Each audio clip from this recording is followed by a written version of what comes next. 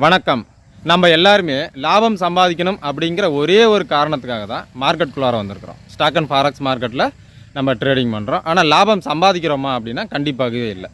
பெரும்பாலான மக்கள் நஷ்டம் தான் அடைகிறோம். இதில் எந்த வித மாற்றமும் இல்லை. சரி, இப்போது மார்க்கெட் அப்படிங்கிறது ஒரு யம தர்மராஜா மாதிரி. நம்ம நல்லது பண்ணியிருந்தால் மட்டும்தான் சொர்க்கம், கெட்டது பண்ணியிருந்தால் நரகம் மட்டுமே. இதில் எந்த ஒரு எக்ஸ்கியூஸும் கிடையாது.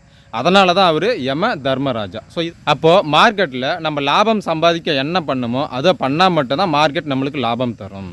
ஆனால் நம்ம மார்க்கெட்டில் நஷ்டம் அடைய என்ன பண்ணுமோ அதை மட்டும்தான் பண்ணுறோம். அதனால தான் மார்க்கெட் நம்மளுக்கு நஷ்டத்தை மட்டுமே கொடுக்குது. அப்போது மார்க்கெட்டில் நம்ம லாபம் சம்பாதிக்க என்ன பண்ணணும் அப்படிங்கிறத முரட்டுக்காலை அவனுடைய அன்பான சர்வாதிகாரம் மூலமாக நம்மளுக்கு கற்றுக் கொடுக்குறான். முரட்டுக்காலை அவனுடைய அன்பான சர்வாதிகாரம் மூலமாக நமக்கு புரிய வைக்கிறான், நம்மளுக்கு தெளிய வைக்கிறான். சரி, அது என்னென்ன அப்படிங்கிறத நம்ம பார்க்கலாம்.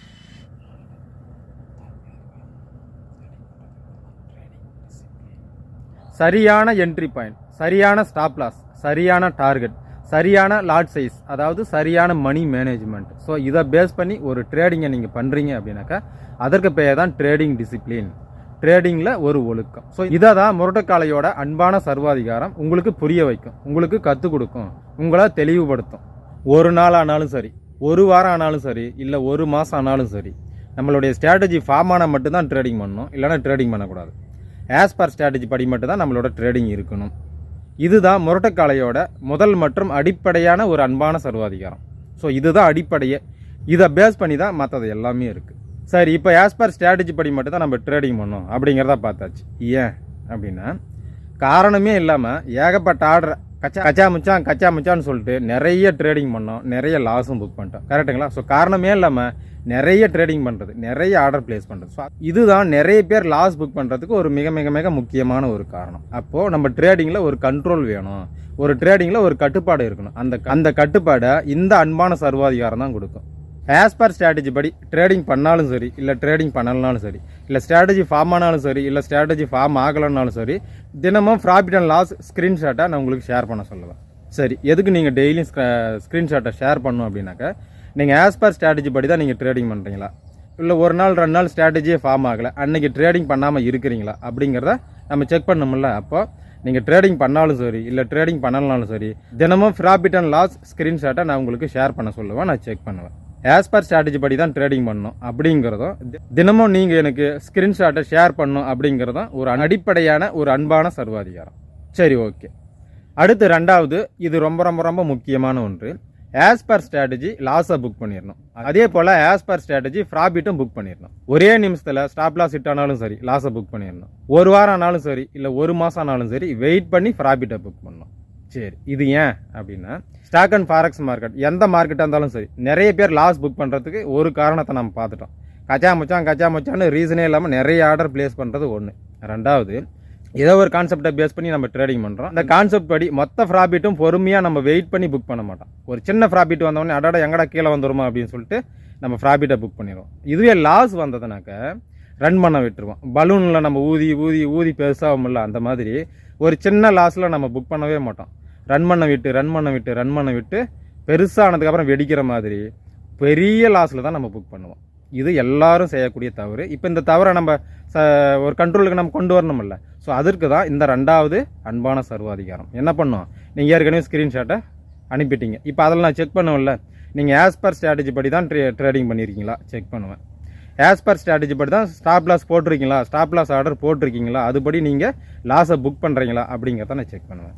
ஆஸ் பர் ஸ்ட்ராட்டஜி படி டார்கெட்டை வெயிட் பண்ணி நீங்கள் ப்ராஃபிட்டை புக் பண்ணுறீங்களா அப்படிங்கிறதையும் நான் செக் பண்ணுவேன். ஸோ அதற்காக தான் உங்களை வந்து ஸ்க்ரீன்ஷாட் ஷேர் பண்ண சொல்கிறது. ஸோ இது நீங்கள் ஸ்க்ரீன்ஷாட்டை ஷேர் பண்ணியே ஆகணும் அப்படிங்கிறது தான் ஒரு அன்பான சர்வாதிகாரம். ஸோ மார்க்கெட்டாக இருக்கட்டும், இல்லை வேறு என்ன ஒரு பிஸ்னஸாக வேணாலும் வந்துட்டு போட்டோம், ஒரு ஒழுக்கம் இருந்ததுன்னா, ஒரு டிசிப்ளின் இருந்ததுன்னா அந்த பிஸ்னஸை நம்ம நல்லா பண்ணலாம். கரெக்டுங்களா? அந்த பிஸ்னஸில் நம்மளுக்கு வெற்றி கிடைக்கும். இதில் எதனா மாற்றம் இருக்கா?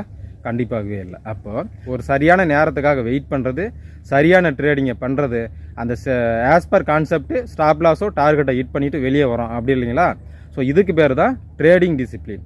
உங்கள் ட்ரேடிங்கில் இந்த ஒழுக்கம் இருந்ததுன்னா நீங்கள் ஈஸியாக ப்ராஃபிட் புக் பண்ணிட்டு போயிட்டே இருக்கலாம், அது எந்த மார்க்கெட்டாக இருந்தாலும் சரி.